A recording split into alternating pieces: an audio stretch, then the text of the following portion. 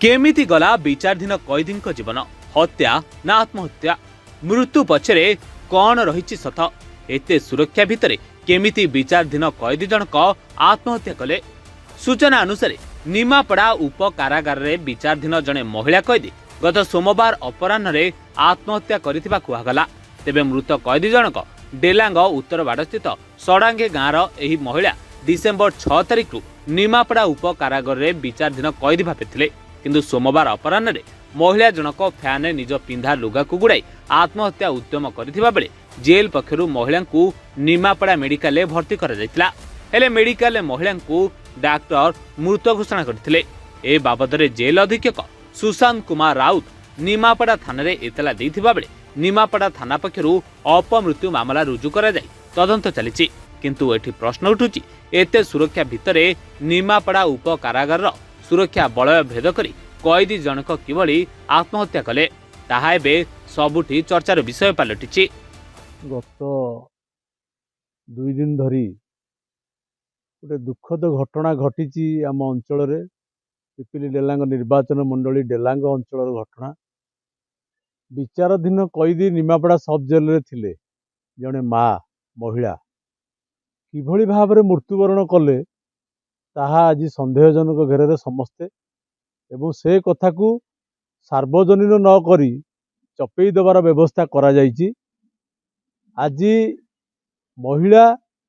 माँ आज घरे सुरक्षित नुह राजरास्तार मध्य सुरक्षित नुहंती कर्मजीवी महिला मध्य सुरक्षित नुहंती। सुरक्षा बलय भितर थिबा जड़े माँ डेलांग अंचल जड़े महिला किभଳି भाव मृत्युवरण कले एते सुरक्षा बलय भितर एते व्यवस्था थाई सीसी कैमेरा थाई कहा चापरे किए तांको निर्यातना दउथला किभଳି भाव से मृत्युवरण कले ताहा तदंत करिबार आवश्यकता रही। आपण मानक माध्यम रे पिपिली डेलांग निर्वाचन मंडली जनसाधारण जानिबा उचित एवं पुरी जिलार जिलापाल एवं एसपी महोदय समस्त वरिष्ठ अधिकारी माने जे ये घटना रे संपृक्त अछंती जो मानकर ये कार्यक्रम भितर संपृक्ति रही से मानक विरुद्ध रे दृढ़ कार्यानुष्ठान ग्रहण करा जाऊ एवं ये मुख्यमंत्री लोकों सरकार बोलौथिबा अपारग मुख्यमंत्री ये विकलांग मुख्यमंत्री एवं कुहाड़िया आईन मंत्री को मध्य आपण मानक माध्यम रे जणैबा को चाहे तुरंत याकू तदंत करा जाऊ ये घटना को एवं विशेष करी आम पुरी जिलार माननीय उपमुख्यमंत्री प्रभाती परिड़ा महोदया को मध्य अनुरोध करुची आपण जड़े महिला आपणकर जड़े माँ गत काली 2 दिन है मृत्युवरण करिछि टिके समवेदना भी जनाऊ नाहंती। ये अपारग उपमुख्यमंत्री ये पुरी जिला पाई जड़े कलंक। गत काली पूर्वतन मुख्यमंत्री नवीन पट्टनायक काली आईन सुरक्षा उपर प्रश्न उठाई आईन श्रृंखला परिस्थिति विपर्यस्त हो पड़ी महिला सुरक्षा किभଳି भाव पाइबे एवं महिला सुरक्षा दि जाऊ नहीं अत्यंत दुख देइछि ओडिशार पूर्वतन मुख्यमंत्री नवीन पट्टनायक को एवं काली ताहा प्रमाणित हो सारी पुणी थरे समस्त वरिष्ठ अधिकारी एवं मान्यवर मंत्री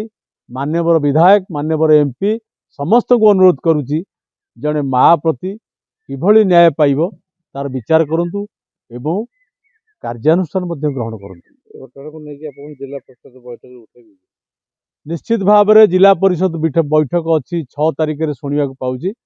निश्चित भाव में जिला परिषद बैठक में आलोचना करी एवं उत्थापन करी जिलापाल थिबे पीडीडीआरडीए थिबे एसपी मध्य थिबे एवं पुरी जिलार समस्त जिला परिषद थिबे समस्त सामने मध्य उपस्थापन करिवार व्यवस्था रही। आज दिन प्राय 3टा बेलू आमर जड़े महिला बंदी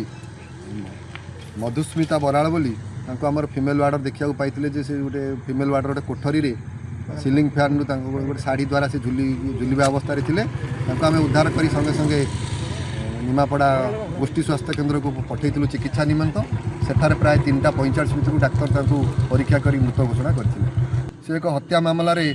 6/12/2025 मसीहारू एठारे रहिथिले एवं से तांकर नार अभियोग थिला जे से तांकर एक छोट शिशु कन्या को मार देइथार अभियोग थिला। से संबंध रे से गिरफ होई जेल में वर्तमान आमर पुलिस रे निमापड़ा पुलिस स्टेशन रे संबंध रे एक एफआईआर दिया जाइछि और पुलिस वर्तमान से जो डेड बॉडी की जबत करी ताकू जहाँ शुणा पूरी दिखाई फर्दर पोस्टमार्टम इनक्वेस्ट और एनएचआरसी गाइडलाइंस अनुसार जो आगामी पदक्षेप सब नि जेल सुरक्षा व्यवस्था ठीक अच्छी 2 जन आमर महिला बंदी आउ जड़े फिमेल आमर जो कर्मचारी से समस्ते बसी थे समस्त 3 जन बसी समय से वाशरूम को एमती जावाई कहला से जस्ट जीवार 20 मिनिट डेरी है पर जाकि देखी कहीं डेरी है ये संबंध गला बेलू एक कोठर आमर जो फिमेल वार्ड जो कोठरी अच्छी से गोटे कोठर जो गोटे शाढ़ी साहाଯ୍य से सिलिंग फैन से झुलुवार देखा मिली से संबंध में मो पाखे तो किसी खबर ना उद्धार है देखला आम पाक खबर जाता संगे संगे आम मेडिकल ट्रिटमेंट मेडिकल को पठे उद्धार कर। गोपुर जॉइंट कुमार सेट्टी रिपोर्ट टुडे।